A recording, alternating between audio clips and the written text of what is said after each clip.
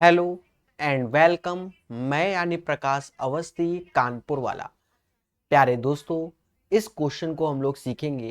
कहता है यदि x minus Y is equal to 6, X Y is equal to 1, तो हमसे कहता है एक्स क्यूब माइनस का वाई क्यूब बताइए। दोस्तों, धैर्य, संयम और विवेक से सॉल्व करेंगे और इजी वे से इसका आंसर हम ले आएंगे। सर क्या? देखिए, ऐसे क्वेश्चन एसएससी में बहुत आए हुए हैं। तो x cube minus y cube की जो वैल्यू है वो आप ये कह सकते हो कि एक्स माइनस वाई का होल क्यूब। और यहां से जो इसका जब होल क्यूब खोलोगे तो उधर जाता है एक तरीके से, तो इधर साइड माइनस रहेगा तो इधर आ जाएगा प्लस का 3xy और x माइनस वाई। ये चीज होगा। जिन बच्चों को नहीं मालूम है कि इसका होल क्यूब होता है, तो जब इसका आप होल क्यूब करोगे तो x cube minus y cube, ये वैल्यू इधर आएगी, माइनस का 3xy और x माइनस वाई होता है। सिंपल सी बात है। अब x माइनस वाई की वैल्यू हमें 6 दी गई है, 6 रख दो तो 6 का क्यूब 216 होगा, एक्स वाई 1 है और ये 3, 3 गुणे 6। प्यारे दोस्तों, बस आंसर आ गया 216 और 18। तो 32 2 34, 234 is the right answer of this question. इस क्वेश्चन का आंसर 234 आएगा, मगर प्यार से बोलो हां। चलिए, पहले क्वेश्चन की अपार सफलता के बाद दूसरा क्वेश्चन लगाएगा इंडिया। जी हां दोस्तों, तो धैर्य, संयम और विवेक से हम लोग मोहब्बत से सीखेंगे। कहता है एक खिलाड़ी की 10 पारियों का औसत रन 32 है। मतलब कोई एक प्लेयर है जिसने 10 मैच खेले और उसका औसत क्या है, 32 है। हमें कोई तकलीफ नहीं। तो अगली पारी में उसे कितना रन बनाना होगा ताकि उसके औसत में 6 की वृद्धि हो जाए। मतलब 11वीं पारी खेले और 6 का औसत में वृद्धि हो जाए, मतलब औसत उसका 38 हो जाए। यानी ये प्लेयर 11वीं पारी में 38 तो रन बनाएगा ही बनाएगा, और इन 10 पारियों में इसके 6-6 रन जाएंगे, तो 10 गुणे 6 60 रन एक्स्ट्रा बनाएगा। मतलब 98 रन इसको बनाना होगा, तभी इसका खेला हो पाएगा। समझ गए? एक तो ये तरीका हो गया। मान लो आप बेसिक कॉन्सेप्ट नहीं क्लियर कर सके तो फिर आप क्या करेंगे, समझ रहे हैं ना आप? तो उस केस में क्या करो बच्चा कि 38 गुणे 11 कर दो और माइनस 32 गुणे 10 कर दो। ऐसा करते हैं भाई, 10 मैच खेले और आपने 32-32 रन बनाए। 11वें मैच में औसत में 6-6 बढ़ गया तो 38 हो गया। तो बस ये कैलकुलेशन 8 3 11 1 418 माइनस 320। तो you know guys, the right answer of this question 98। चले पढ़ेगा इंडिया तभी तो बढ़ेगा। दूसरे के बाद अब हम सीखेंगे तीसरा क्वेश्चन। खतरा बना हुआ है। तीसरा एक कैलकुलेटिव क्वेश्चन है जो कि पूरी ईमानदारी निष्ठा के साथ आपको सिखाया जाएगा। जी हां दोस्तों, ईमानदारी और निष्ठा के साथ। कहता है एक व्यक्ति 7.5% चक्रवृद्धि ब्याज की दर से बैंक से 4,000 ऋण लेता है और प्रत्येक वर्ष के अंत में वह ऋण तथा ब्याज के रूप में 1,500 आंशिक भुगतान करता है। तो इसी तरीके 3 किस्तों के बाद बैंक को वह कितना अदा करेगा? मोटा मोटा हिसाब समझो। जिसे प्रकाश सर ने आपसे 4,000 रुपए लिए, 4,000 रुपए लिए, 7.5% ब्याज। 7.5 को हम एक तरीके से 15/2 बोलते हैं। तो 15/2% ब्याज। अब यहां पहले ब्याज निकाल लो। परसेंटेज से 2 जीरो गए, 2 से ये 20 आया, 20 15 कितना होगा? तो 20 15 300। बोलो हाँ। तो 300 रुपए आप, तो टोटल तो हुए 4300। टोटल 4300। जब मैं पैसा लेने आया आपने मुझे 1500 दे दिए। तो अब इसमें 1500 कम कर दो। 2 जीरो से 2 जीरो, 13 में से 5 गया 8 आया, और 3 में से 1 गया तो 2 आया, मतलब 2800। फिर से हमें यही 15/2% निकालना होगा। परसेंटेज से 2 जीरो गए, 2 से ये 14 बार, 14 15, तो 14 15 कितना होता है बच्चा? 210 होता है। तो यहां पर 210 रुपए हमें ब्याज मिला। बोलो हाँ। अब 210 मिला तो इसमें जोड़ दो, तो ये हो गया 3010। फिर पैसे लेने आए प्रकाश सर, 1500 आपने पकड़ा दिया। तो अब बचे कितने? 1510 रुपए। फिर से 15/2% निकालेंगे। अब एक चीज देखो, परसेंटेज 2 जीरो, तो यहां तो एक ही जीरो है। तो यहां कैलकुलेशन को समझना है मोहब्बत से कि आप 2 से भाग दे दो। जब आपने 2 से भाग दिया तो ये 7 14 आ गया। 11 ये 5 हो गया और ये 5 हो गया, बोलो हाँ। और इतना हो गया और 15% निकालना। 15 75 7 हासिल, 75 और 7 82 8 हासिल, और 15 सत्ते 105, 105 और 8 105 और 8 113, और परसेंटेज तो ये, तो ब्याज के रूप में हमें 113.25 रुपए और जोड़ने होंगे। जी हाँ दोस्तों, अगर हमने ये चीज 1510 और 113.25 ये जोड़ दिया, अब हमें पैसा कितना मिलेगा, 1500 उसने फिर से रिटर्न किया, तो 1500 रिटर्न किया। तो आप मोटा मोटा देखो इन दोनों में 10 रुपए का अंतर, 10 इसमें जोड़ दोगे तो ये आ जाएगा 125.25।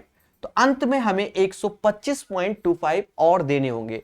भाई 3 बार तो 1500 रुपए दिए और एक बार हमें देना होगा कितना, 125.25। इसलिए ये क्वेश्चन बढ़िया था। सॉरी 125.25 में यहां 3 है, 123.25। भाई ये तो 3 है ना, इसलिए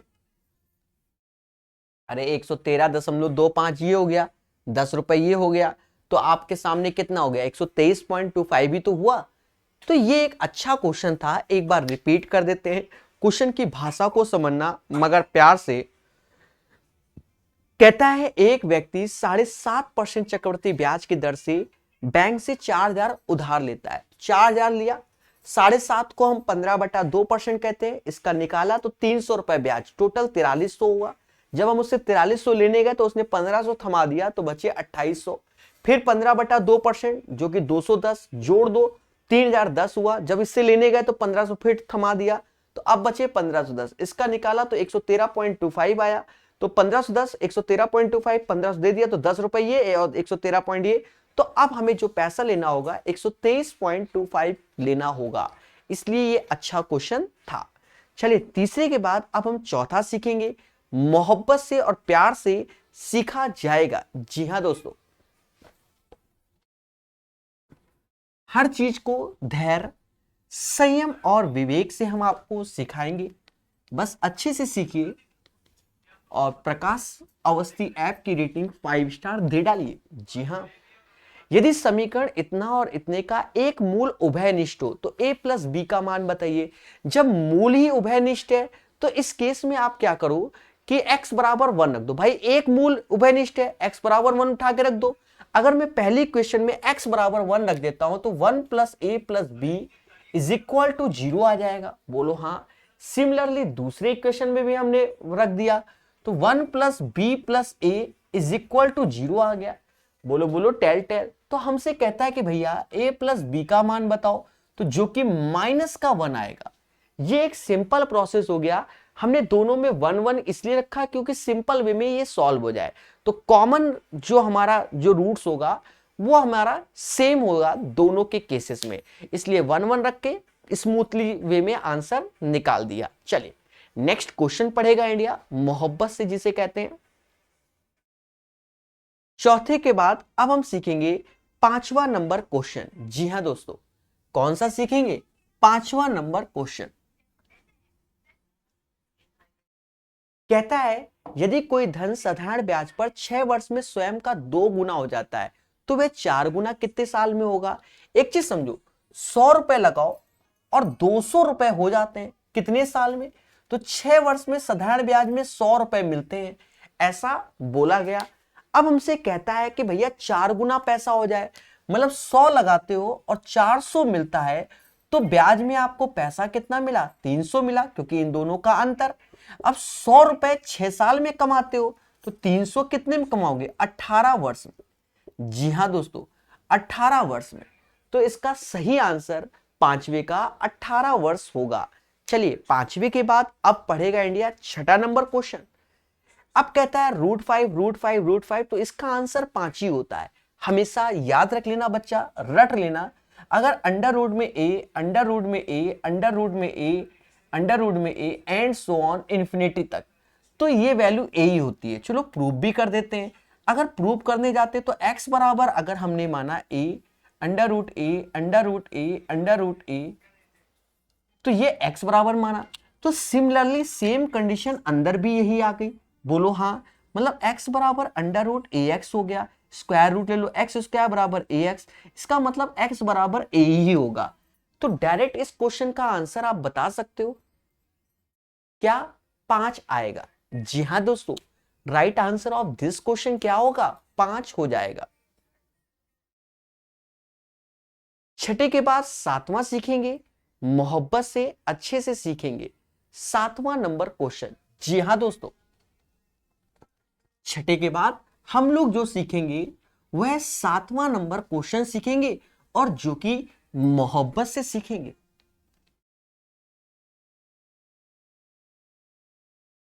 कहता है 8,000 में 2 इलेक्ट्रॉनिक म्यूजिक सिस्टम खरीदे गए, पहले को 40% लाभ पर बेचा गया और दूसरे को 40% हानि पर।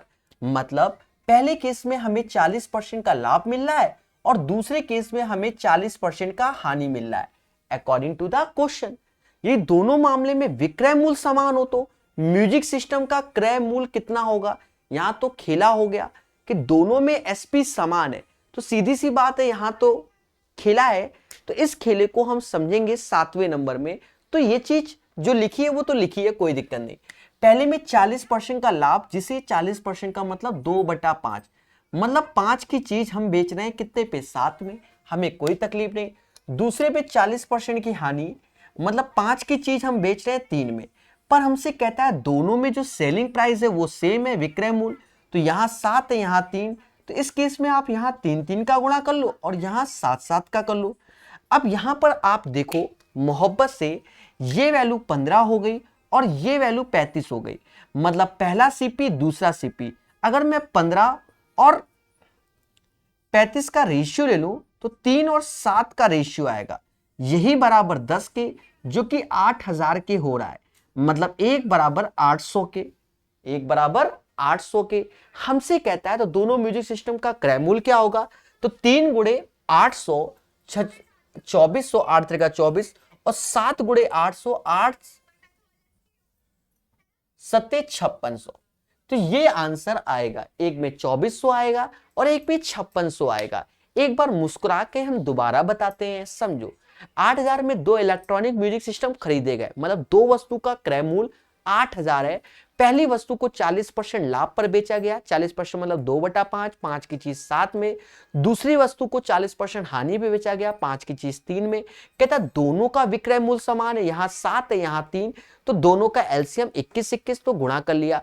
अब पहले का सीपी 15 हो गया, दूसरे का 35, तो 15-35 जो सीपी हो गया उसका रेशियो लिया 3 और 7, 3 और 7 होता है कितना, 10, 10 बराबर 8,000, 1 बराबर 800, तो 800 का 3 में गुणा किया तो 2400, 800 का 7 में गुणा किया 5600। चलिए सातवें के बाद आठवां पढ़ेगा इंडिया। मोहब्बत से कह रहा है जबकि कोई अंक दोबारा ना आए, मतलब रिपीटिशन नॉट अलाउडेड क्वेश्चन में।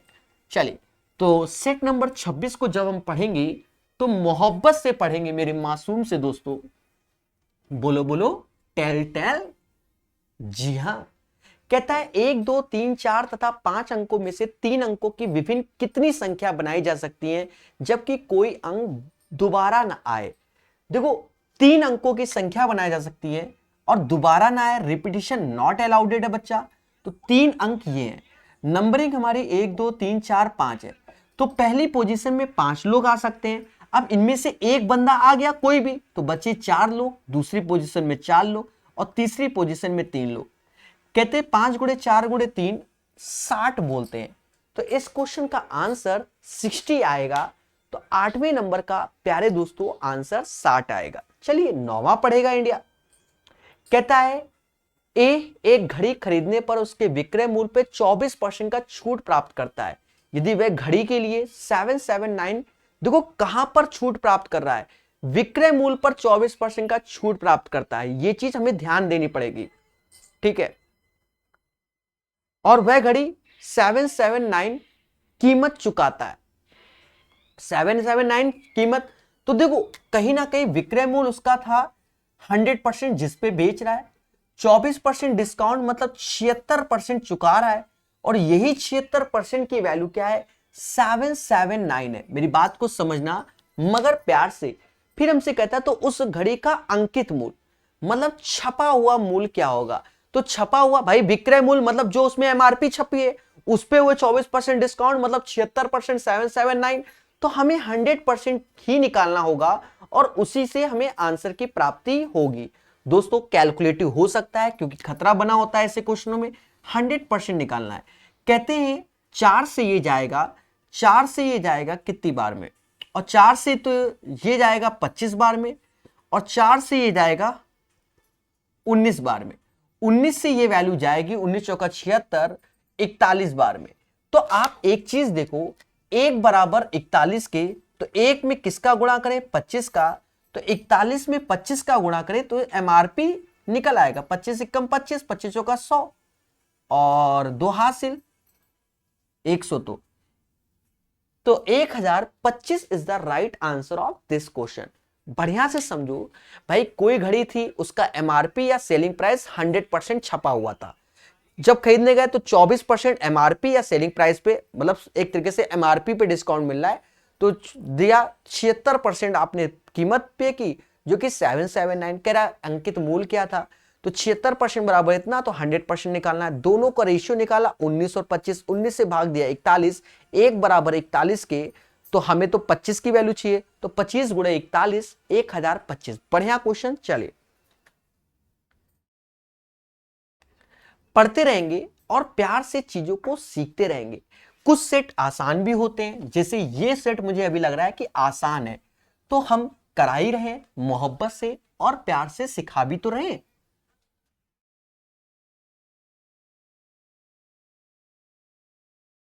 दोस्तों कहता है 450 सेबों में से 30 सेब 30% सड़े हुए हैं। यदि हालात में मतलब 30% सड़े हुए, तो आप सही कितने होंगे? सही हालात में कितने सेब हैं?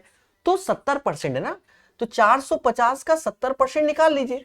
कहता है कि परसेंटेज 2 जीरो खा जाएगा, 7 पना 35, 3 हासिल, 7 चौक 28, 3 31, 315 आंसर। इस क्वेश्चन का सही आंसर 315 आएगा। चलिए 11 नंबर पढ़ेगा इंडिया। खतरा बना हुआ है, चीजों को सीखेंगे। ये क्वेश्चन थोड़ा सा अच्छा हो सकता है। जी हां दोस्तों, थोड़ा सा अच्छा हो सकता है। कहता है 60 किलोमीटर दूरी वाली जगह में ए और बी एक साथ आपस की ओर निकलते हैं, मतलब एक दूसरे की ओर निकलते हैं, और 6 घंटे बाद आपस में मिलते हैं। हमें कोई तकलीफ नहीं भाई, जब तुम्हारी इच्छा तब मिलो। यदि ए अपने गति के 2/3 गति और बी अपनी गति से दुगनी गति से चले तो वह 5 घंटे में आपस में मिलते हैं। तो ए की गति क्या है? देखो अब यहां क्या है कि दो इक्वेशन, दो वेरिएबल करके आप सॉल्व कर सकते हो आसानी से। सर कैसे? देखो चीजों को, अगर डिस्टेंस की बात करें तो ये दूरी 60 किलोमीटर है, हमें कोई दिक्कत नहीं। ये u1 से चलता है और ये u2 से चलता है। मेरी बात को समझना मगर प्यार से। अब ये इसने भी 6 घंटे लिए और इसने भी 6 घंटे लिए पहली केस में। तो जब केस 1 में देखा जाए तो 6u1 6u2 और 60 किलोमीटर की दूरी, मतलब u1 प्लस u2 जो कि 10 आ गया। This is the equation number 1, case 1 हो गया। अब केस 2 में कहता है यदि ए अपनी गति के 2/3 गति से, मतलब पहले u1 चल रहा था, अब 2/3 u1 से चले, और बी अपनी गति से दुगनी गति से चलते हैं, बी अपनी गति से दुगनी तो 2u2 से, और उस केस में कहता है 5 घंटे में पहुंच जाते हैं। तो इसके द्वारा डिस्टेंस और इसके द्वारा डिस्टेंस का योग वही 60, सेकेंड इक्वेशन बना दो। तो देखा जाए 2/3 u1 इंटू 5 और 2u2 इंटू 5 बराबर 60 के। यहां कुछ कटता हुआ तो वैसे नजर आ रहा है कि 5 5 2 2, इससे ये एक जीरो चला गया। बोलो हाँ। तो u1 ऐसे लिखा होगा, 3u2 हो गया और 36 18। This is the equation number 2। Solve कर दो।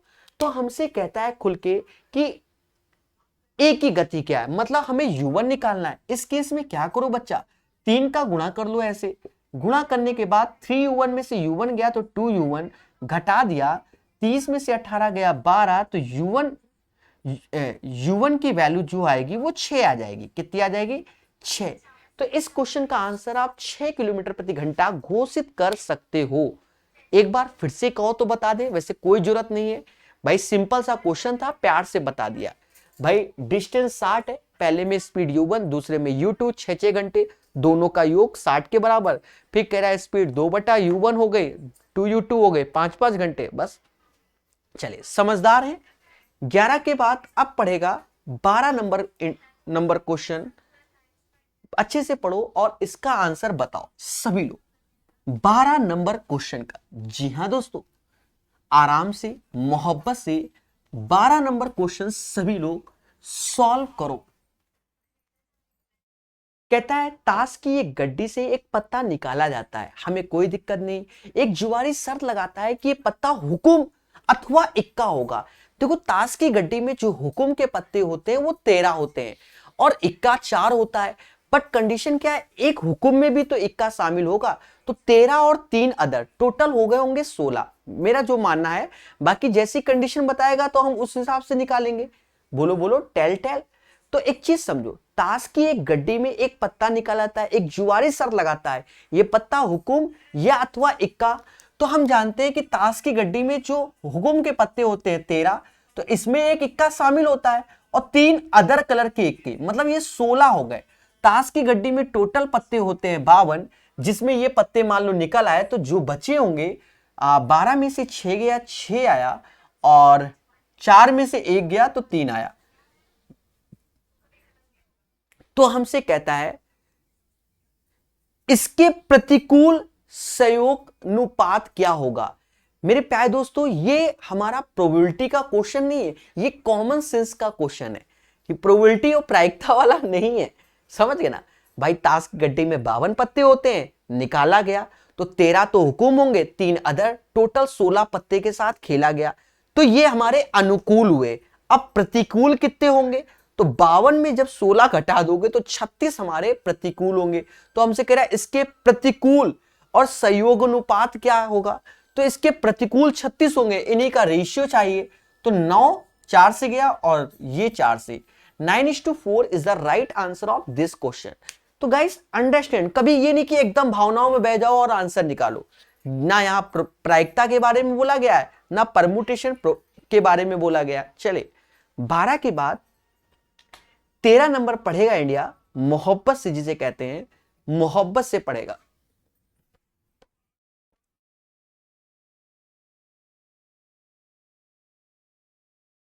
कहता है एक रेलगाड़ी 100 किलोमीटर प्रति घंटे की औसत गति से चलती है और प्रत्येक 75 किलोमीटर चलने के बाद 3 मिनट रुकती है। उसने शुरुआत के बिंदुओं में 600 किलोमीटर दूरी नियत स्थान पर पहुंचने में कितना समय लेगा। देखिए क्वेश्चन की भावनाओं को समझो, क्वेश्चन की भावनाओं को समझो तो आंसर ऑटोमेटिक आ जाएगा। सर क्या करोगे आप, एक चीज समझो, अगर गाड़ी की स्पीड 100 की है और 600 किलोमीटर तय करना होता है, तो 600/6 मतलब 6 घंटे का तो समय लगेगा ही लगेगा, ये तो फिक्स हो गया। अब ये तो फिक्स हो गया, अब इसमें स्टॉपेज है, हर 75 किलोमीटर में 3 मिनट का स्टॉपेज है। तो 600 किलोमीटर की दूरी में 75 मिनट के हिसाब से पहले देखो, 75 से ये गया कितनी बार, 4, 8 बार में गया, कितनी बार गया, 8 बार। अगर 8 बार में गया तो स्टॉपेज होंगे 7, क्यों, क्योंकि 8वीं बार में तो इंक्लूड है, और 7 स्टॉपेज में उसने 3-3 मिनट का, तो 21 मिनट वो रुका, तो 6 घंटा 21 मिनट आंसर आ गया। एक बार फिर से समझाएंगे जिससे आपको अच्छा लगे और चीजों को समझो, क्योंकि 6 घंटा 24 नहीं आएगा, 21 ही आएगा। पहले समझो,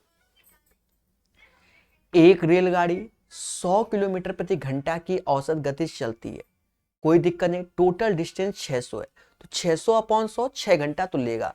कह रहा है हर 75 किलोमीटर के बाद 3 मिनट का रेस्ट लेती है। आप यहीं से देखो, यहीं से हर 75 किलोमीटर 75 एक रेस्ट, 75 2 रेस्ट, 75 3 रेस्ट, मैं मोटा मोटा दिखा देता हूं आज, 75 4 रेस्ट, 75 5 रेस्ट, 75 6 रेस्ट, और 75 7 रेस्ट, और ये पहुंच गई, ये पहुंच गए, तो ये वाला रेस्ट काउंट नहीं होगा। आप एक चीज देखो, 1 2 3 4 5 6 7 और ये 75 किलोमीटर के बाद जो ये वाला होता है, ये वाला, यहां तो आपका स्टॉपेज है ना, तो यहां आप चाहे ट्रेन पहुंच जाए, सो चाहे कुछ हो, तो कोई दिक्कत नहीं। तो जब हम लोग कैलकुलेट करते हैं तो 600/75 8 बार आया, तो एक कम कर देते हैं 7, क्योंकि अंतिम तो उसका स्टॉपेज है, वहां पड़ ही रहा है, हमका क्या फर्क पड़ना है। तो जो स्टॉपेज में रेस्ट किया, मतलब जो वैसे रुकी है, तो 7 × 3 21 मिनट, समझ गए, तो 6 घंटा 21 मिनट। अब कई बार पढ़ा होगा ये वाला क्वेश्चन, ऐसा तो है नहीं। चलिए क्वेश्चन नंबर 14 को पढ़ेगा इंडिया, मोहब्बत से इसे कहते हैं।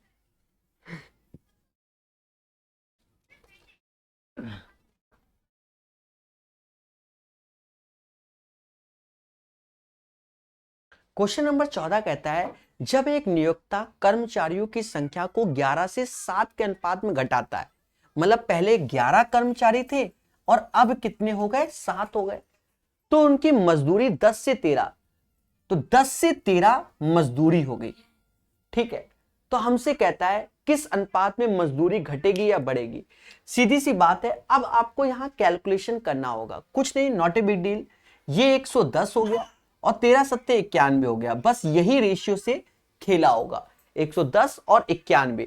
तो 110 से 91 में जा रहे हैं, तो क्या हो रहा है बेटा, कमी हो रही है। पहले बोलो हाँ भाई, एक नियोक्ता कर्मचारियों की संख्या 11 से 7 करता है, पहले अपने कर्मचारी को 10-10 दे रहा था, अब 13-13 दे रहा है, तो यहां पर टोटल 110 हुआ, यहां 91, तो 110 से वो 91 में आ रहा है, तो कमी हो रहा है। चलिए बढ़िया से पढ़ेंगे। 14 के बाद 15, यहां मानक विचलन क्वेश्चन पूछ रहा है। देखिए ये चीजें हमने कई बार आपको बताई हैं, मानक विचलन, इतने सेट में हम लोग 10-12 क्वेश्चन तो मानक विचलन के कर ही चुके हैं। सर कैसे करेंगे, मोहब्बत से 10,10,9, फिर 10,10,11, फिर 10,11,9। पहले तो मानक विचलन निकालना है, उससे हमें क्या होगा कि √d², भाई देखो हमें मानक विचलन निकालना है, तो हम आराम से निकाल सकते हैं, फॉर्मूले की कोई जरूरत नहीं है, वैसे भी आप जानते हो करना क्या है।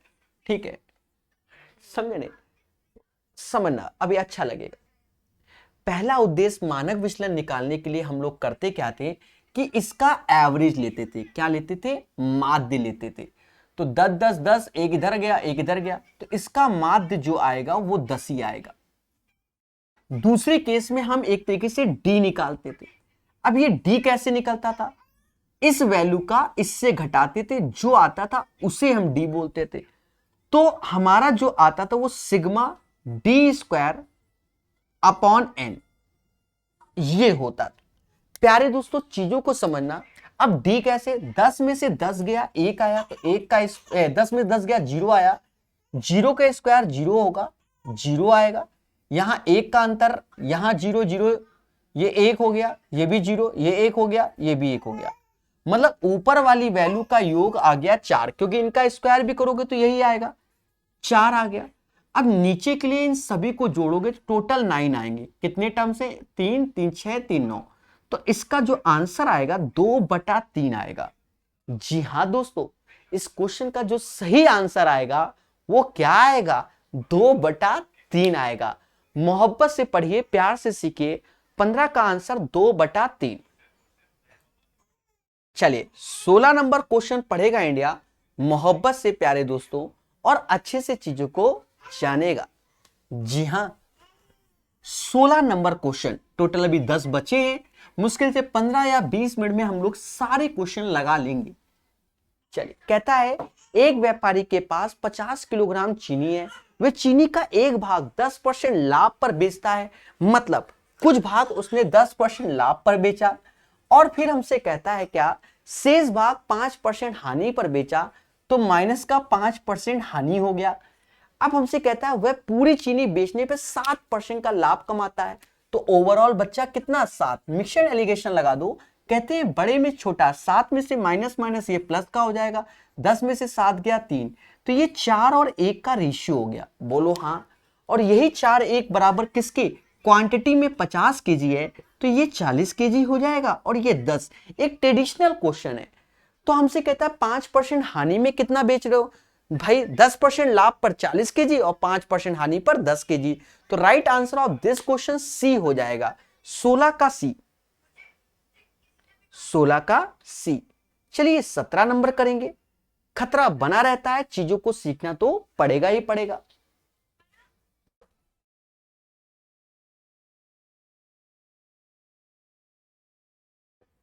कहता है एक किसान अपने n गायों को अपने 4 पुत्रों में इस प्रकार बांटता है कि एक बेटे को कुल गाय का आधा, दूसरे को कुल गाय का 1/4, तीसरे को कुल गाय का 1/5, मतलब 1/2, 1/4, 1/5। तो अपना नियम क्या है, इसका एलसीएम ले लो। टोटल 20 यूनिट मान लो, कितना मान लो, टोटल 20 यूनिट गाय हैं ये मान लो।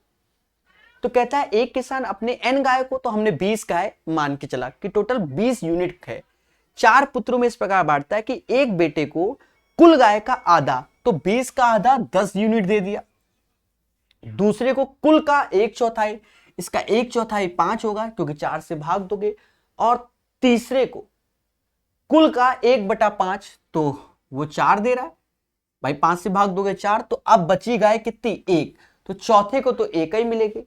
तो यदि चौथे बेटे को 7 गाय मिले तो 1 यूनिट बराबर 7 के है, 1 बराबर 7 के, तो 20 सत्ते 140 होगा। 20 सत्ते कितना होगा, 140 होगा। इस क्वेश्चन का सही आंसर क्या आएगा, 140 आएगा। जी हाँ दोस्तों, 17 का आंसर 140 होगा। 18 पढ़ेगा इंडिया, मोहब्बत से जिसे कहते हैं, 18 नंबर पढ़ेगा और धैर्य पूर्वक सीखेगा मोहब्बत से। ठीक है, एक एक चीजों को जानेगा और समझेगा। हर चीज को हमें धैर्य पूर्वक सीखना होगा और चीजों को जानना होगा। कहता है किसी संख्या में 119 से भाग देने पर शेष 19 प्राप्त होता है, तो उसी संख्या में 17 से भाग देने पर तो शेषफल 2 आएगा। सर कैसे भाई, जो 17 का है वो 119 में भाग दोगे और 19 में फिर 17 से, तो 2 शेषफल आएगा। अच्छे से सीखेंगे बच्चों, देखो कैसे जानेंगे और चीजों को समझेंगे। देखो इसमें आपको नियम मालूम है कई बार कि भैया ये 17 है, 17 से ये चला गया, 17 से इसे भाग दोगे तो 2 शेषफल आएगा, मतलब इस क्वेश्चन का जो रिमाइंडर आएगा वो 2 आएगा। ये ट्रेडिशनल क्वेश्चन है, आपने कई बार सीखा होगा और चीजों को जाना होगा। 18 के बाद अब हम सीखेंगे 19 नंबर क्वेश्चन। जी हाँ दोस्तों, 18 के बाद अब हम सीखेंगे 19 नंबर क्वेश्चन मोहब्बत से। जी हाँ, 18 के बाद अब हम 19 नंबर क्वेश्चन को जानेंगे और सीखेंगे।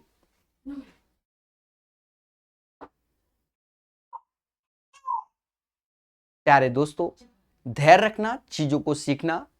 ठीक है, 19 नंबर क्वेश्चन कहता है कंप्यूटर गेम में एक निर्माता एक दीवार को 12 घंटे में बना सकता है, जबकि एक विनाशक ऐसी दीवार को 20 घंटे में पूरी तरह नष्ट कर सकता है।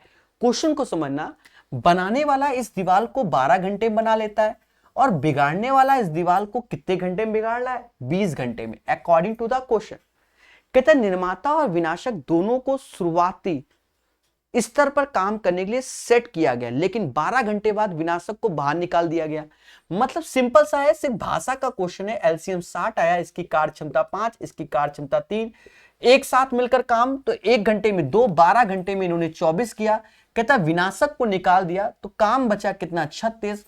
कौन करेगा, ए करेगा, यही तो बोल रहा होगा ज्यादा ज्यादा। तो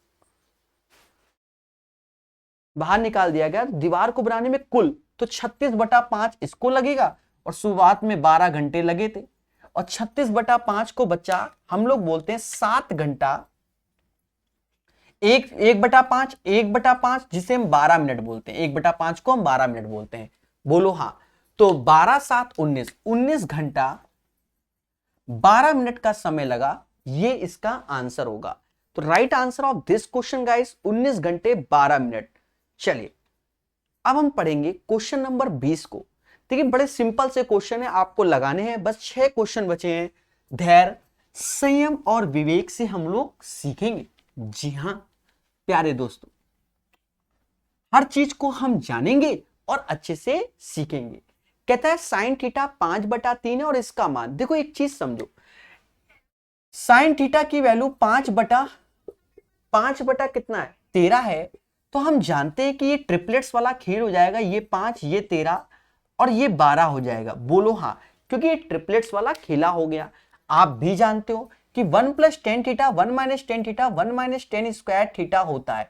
प्यारे दोस्तों 10 की वैल्यू यहां से 5 का स्क्वायर अपॉन 12 का स्क्वायर रख दोगे, आंसर आएगा। तो रूट में आएगा क्योंकि 12 का स्क्वायर 144 में से 25 गया तो 119, ऊपर 19 नीचे 144, तो राइट आंसर रूट के अंदर 119/12। तो इस क्वेश्चन का सही आंसर जो बच्चा आएगा वो रूट के अंदर 119/12 आएगा, क्वेश्चन नंबर 20 का। बोलो बोलो टेल टेल, ठीक है, समझ गए होगे। सिंपल सा क्वेश्चन है भाई, 1+10 थीटा 1-10 थीटा तो 1-10 स्क्वायर थीटा। अब 10 थीटा की वैल्यू ट्रिपलेट से 5/12 उठा के रख दो, समझ गए। चले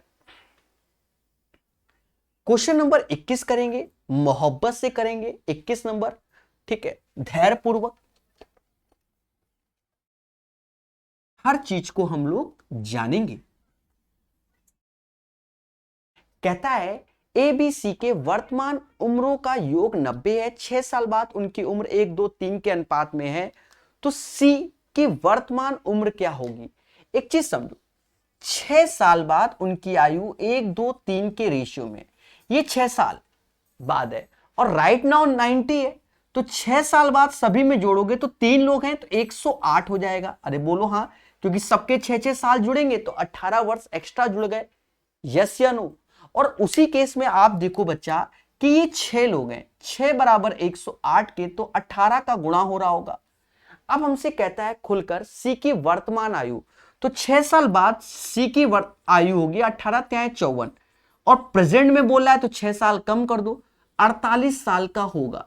तो सी की वर्तमान आयु, अब यहां देखो आंसर मैच नहीं किया तो कुछ ना कुछ गड़बड़ हुआ होगा, फिर से समझेंगे। कह रहा है बहुत अच्छे समझेंगे, डरना नहीं है, चीजों को सीखना है। ए बी सी की वर्तमान उम्र का योग 90 है, मतलब सभी का योग 90 है, 6 साल पहले बोला है बस। तो हमने बात बात करके आंसर गलत कर दिया था, उसके लिए क्षमा प्रार्थी, क्योंकि कोई ऑप्शन ही नहीं मैच किया मेरा। तो इस क्वेश्चन को दोबारा बताते हैं, धैर्य पूर्वक समझो। 3 लोग हैं, एबीसी की आयु का योग 90 है, 6 साल पहले इनकी आयु का रेशियो 1:2:3 था, तो ये टोटल 6 हो गया। और 6 साल पहले जाओगे तो सबके 6-6 साल कम हो जाएंगे, तो ये 72 हो जाएगा। 6 बराबर 72 तो 1 बराबर 12, तो सी की 6 साल पहले की आयु 36 होगी। और राइट नाउ प्रेजेंट की निकालनी है तो 36 6 42, सी राइट नाउ 42 वर्ष का होगा। सिंपल सा क्वेश्चन था, इजी वे से हमने 6 साल पहले गलत पढ़ दिया था, मतलब बाद पढ़ दिया था, पहले पढ़ना था, समझ गए। तो 21 का आंसर 42 आएगा सिंपल वे में। एबीसी की वर्तमान आयु 90 है, 6 साल पहले इनका रेशियो 1 2 3 था, टोटल हो गया 6। अब 90 है तो सबके 6-6 साल कम हुए तो 72 हुए, 6 बराबर 72 के तो 1 बराबर 12 के, तो ये 36 का 6 साल पहले और राइट नाउ 42 के। चले बस 4 क्वेश्चन बचे हैं, धैर्य पूर्वक हम लोग सीख लेंगे मोहब्बत के साथ। जी हां दोस्तों,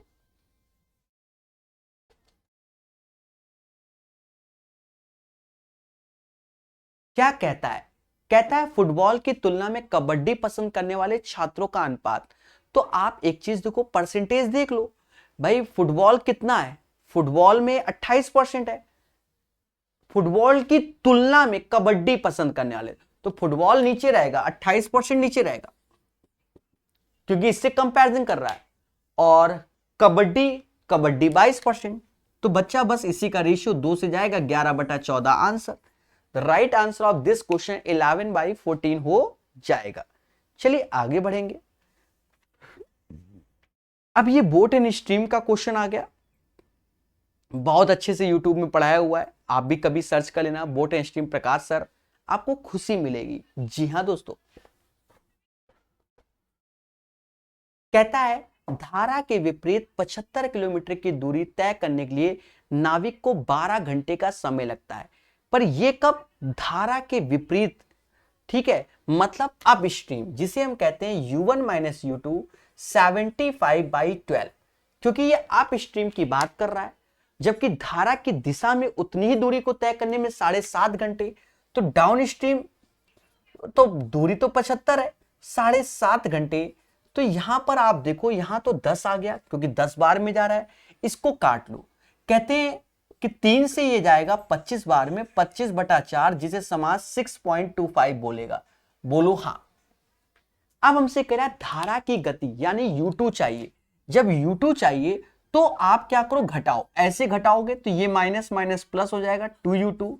तो 10 में से 6.25 घटेगा, बच्चा जाने का 3.75 आया, तो 2U2। तो अब ये वैल्यू 2 से कम आएगी, तो ऑप्शन में देखो 2 से कम एक ही है, 1.875, तो फिर यही आंसर होगा। तो ये ऐसे कैलकुलेशन करते हैं। 23 का आंसर 1.875 आ गया, जिसका बेसिक क्लियर, उसका ये आंसर क्लियर। चले 24 नंबर क्वेश्चन करेंगे। ये एक फेमस क्वेश्चन है बच्चा, टफ नहीं है, फेमस क्वेश्चन है। कहता है निम्नलिखित में से कौन संख्या इतने को पूर्णतः डिविजिबल होगा? 3 की पावर 25, 3 की पावर 26, 27, 28। तो ऐसा कर लो, 3 की पावर 25 को कॉमन ले लो।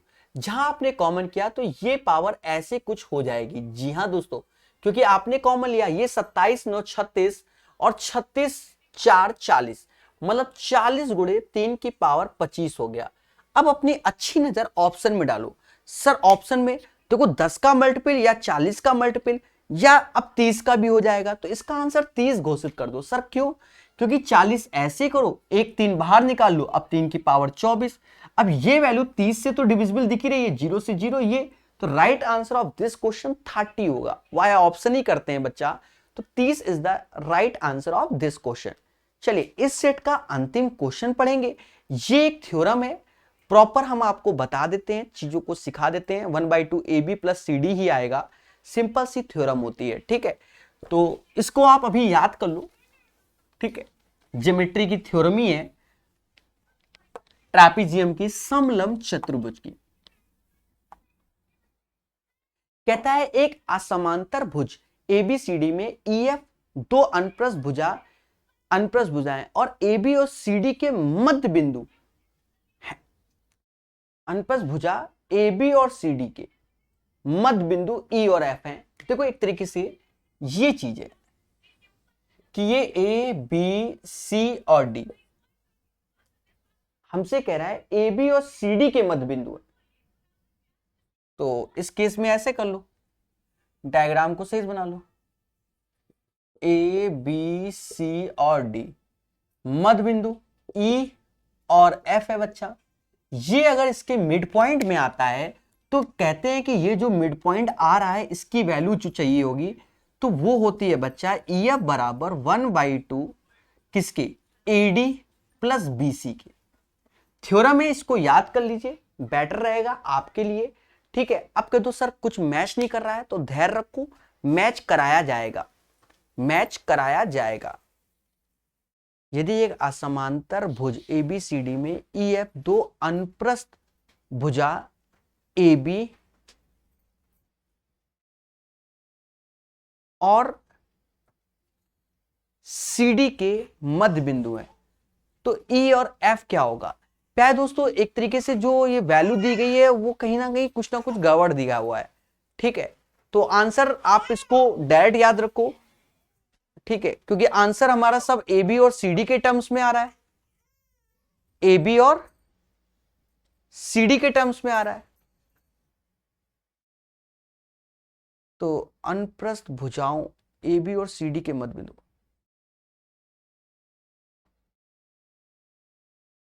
चल इसको आप सीधे याद करेंगे 1/2 AB प्लस CD, क्योंकि सारे ऑप्शन इसी पे ही हैं, ठीक है। हो सकता है उनका कुछ मिस्टेक हो, A B C और D, मान लो हमने ऐसे डायग्राम को बना लिया तो इनका मिस्टेक है, ये समझो इनका मिस्टेक है। यहां बोलना चाहिए AD का मिड पॉइंट मिड पॉइंट ई है, मतलब एडी पर मध्य बिंदु ई है और बीसी पर मध्य बिंदु एफ है। ये इनकी गलती है जो क्वेश्चन में नहीं बोला, तो एरर है क्वेश्चन में, ये समझ लीजिए। ठीक है, क्वेश्चन में फिर एरर है, ये समझ लो।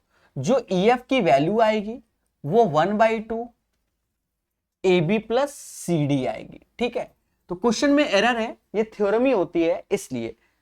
चलिए, तो ये सेट कंप्लीट हो गया और एरर को आप समझ जाना। मध्य बिंदु एक्स्ट्रा लाइन हमें मेंशन होना चाहिए कि AD का मध्य बिंदु E है और BC का मध्य बिंदु F है, ये बोलेगा, ये ध्यान रखना। तो थोड़ा सा इसमें एरर है, आने वाले सेशन में इस एरर को हम नेक्स्ट लेक्चर में शुरुआत में ही दिखा देंगे, मतलब जो नेक्स्ट लेक्चर 27 आएगा उसमें इस एरर को दिखा देंगे शुरुआत में कि थ्योरम क्या होती है। चलिए, धन्यवाद सभी लोगों का।